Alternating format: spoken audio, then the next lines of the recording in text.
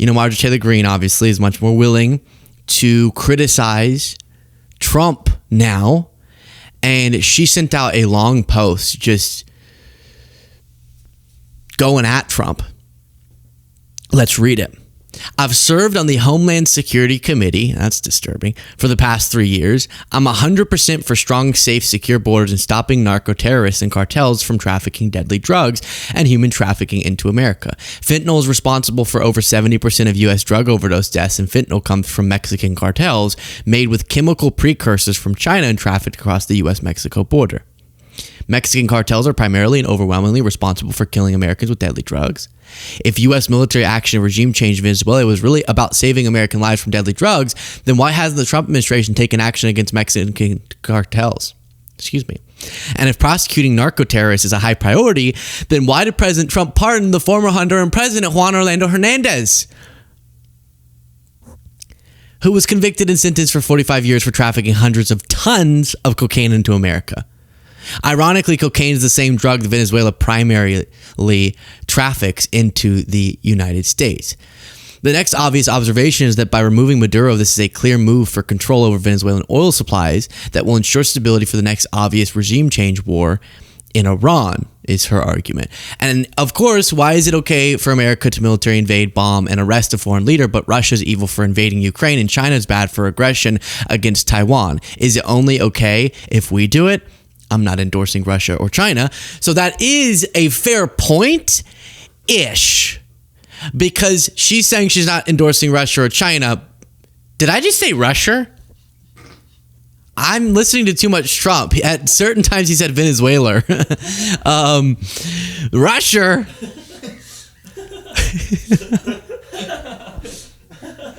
Hey, given what they're doing, I think I'm able to use the hard R with Russia, okay? I think I am. I think I'm allowed here, okay? Okay. No, but, excuse me.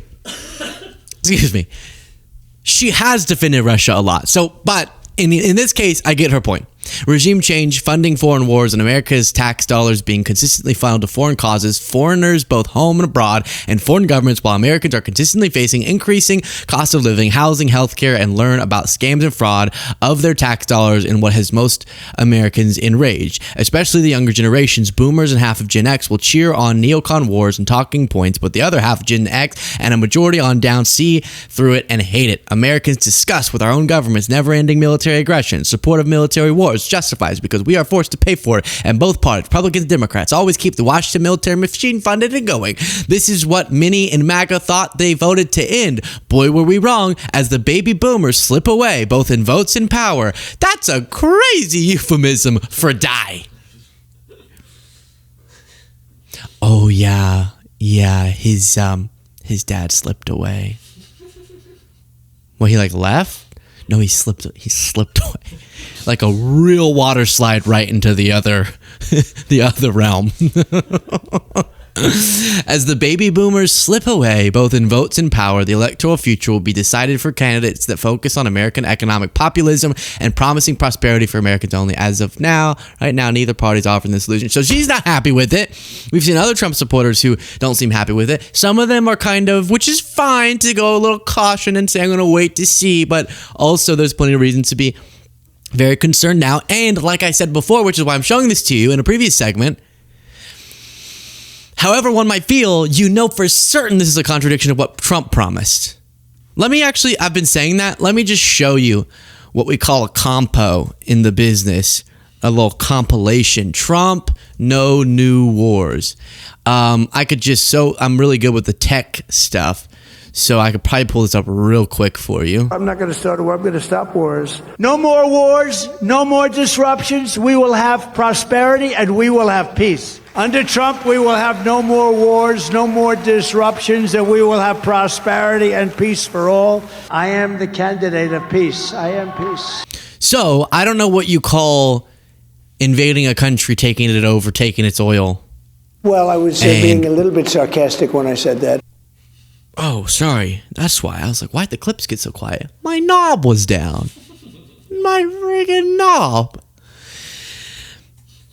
And in the bonus show, we heard a story of somebody getting stuck a doorknob up their rear and having to go to the doctor for it. So do click the join button below if you want such things as stories like that, because we need that. We need a little chuckle in times like this. But it is definitely a contradiction from Trump's promise, and a lot of people who were even left-wingers would defend Trump by saying, well, at least he's going to stop getting us involved in matters of foreign military intervention.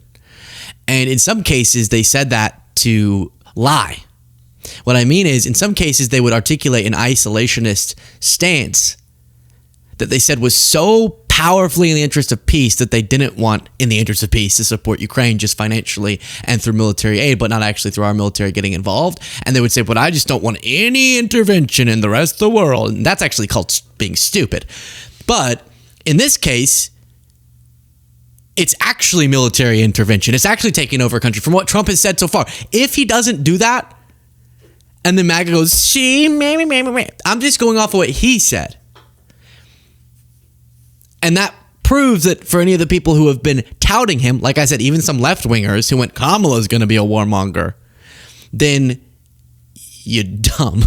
That's not an intellectual way to say it. Then you're not being honest intellectually, philosophically, principally, and you're dumb. Please do click the subscribe button if you appreciate this show. Look at this. Look at this. Now a majority of our viewers are subscribed in the last 7 days, but we still have nearly half of the people who aren't. Please do make a difference on that front to get the word out about this show. Then you have a CNN commentator saying Trump's legal justification for this is a stretch. And CNN military analyst Colonel Cedric Layton. Good morning to you both. Colonel, let me start with you and what we heard on social media from Senator Mike Lee that Julia Benbrook just read from Washington, in which he says he had a conversation with the Secretary of State, and Secretary Rubio informed him that the kinetic action that everyone saw tonight was deployed to protect and defend those executing the arrest warrant. The action likely falls within the president's inherent authority under Article 2 of the Constitution to protect U.S. personnel from an actual or imminent attack. What's your thought on that? Ooh, that's a smart way to do it. Not. But that's how they're justifying it, is we were going to have people there. Wait. What is he saying? How is it defending our personnel? Because they went there? Then anytime you send someone somewhere, then they could be attacked. So then the president has the power to do what they please without getting congressional approval. That seems kind of circular. Yeah, good morning, Victor. Well, it's a bit of a stretch, in terms of, combining a law enforcement action with what actually is a military action. So the actual removal of a head of state that has all kinds of ramifications from an international law perspective and certainly from a military perspective. But it is in some ways very similar to what was done in Panama back in 1989 with Operation Just Cause, when at that time President George H.W. Bush captured the de facto leader of Panama, General Manuel Noriega, and they brought him to justice with law enforcement personnel as well as obviously military personnel to help make that arrest happen. So there is some precedent for this kind of action within the U.S. History of these kinds of operations, but it is definitely a stretch to say that this was the protection of law enforcement personnel to conduct this operation. So again, this is now redundant for our full show viewers, but just because these will be released as segments and people won't hear every single one of my points in each one of the segments, depending on what we're talking about, I do want to repeat that I'm personally very glad, and I think probably a lot of Venezuelans are, that Maduro's out. Here's what we as Americans have a lot of cause to be concerned with, though. What's next? And where was the legal justification? Why didn't you go to Congress? This was an act of war. Right? So that nuance is important, especially given that the Trump reaction and his defenders will be, you're just defending Maduro. No, you're not. No, we're not. No one pounded Maduro like I did. Absolutely nobody. Of epic proportions. And you remember how I said, I don't know why the guys are laughing. They're being weird, but You know how I said in a bunch of the segments that it's crazy and contradictory that Trump pardoned the former Honduran president, who we did through normal, very obviously legal means, put on trial in the United States, and he was in prison for his trafficking. And Trump pardoned him. So it's like, wait, okay, you don't actually care about the drugs then, huh? But then now he's going to put a different world leader on trial. But here, Kelly Loeffler tries to make an interesting point, which is Biden tried to free criminals. Trump doesn't. Let's see. I think you're feeling this frustration, but some of these investigations have been going on for years. And these are not complicated, sophisticated, mob run, some of them probably are, but these are not highly sophisticated, and yet the investigations go in perpetuity for years. And I'm glad you're just, hey, look, cut it off and see who yells and screams. Then we can go figure out where the problems are. But for the ones that have been going on for years, there's got to be an acceleration to say, yeah, Monday, New Year. What did he just say? Now I'm getting distracted. This is about the Minnesota fraud. Wait. And I'm glad you're just, hey, look, cut it off and see who yells and screams. What a I'm so tired of people. That doesn't make any sense beyond the metaphor. Which what they're saying is, if you feel like there's fraud in funding to programs that feed children, which there was exposed, people faking that they were feeding children, they were just keeping the money. Bad. Prosecute them. That's how you stop it. And you uncover it and you do oversight to prevent that. But a lot of times they'll go, you know what? Here's my solution. Cut it off, see who screams. The starving kids will? They say, cut off all funding to children's programs that feed them, or all daycare subsidies, or all Medicaid, or something like that. You know how Trump tried to cut off at the beginning of his term all discretionary spending? Because then we'll see who screams, and those are the fraudsters, because the fraudsters scream the loudest. That's not even close to true. I think the people who are actually getting the services will scream pretty darn loud. The fraudsters actually probably won't scream because they'll be like, we don't want them to come look at us. We were ripping them off. So dumb. But it sounds like it makes sense.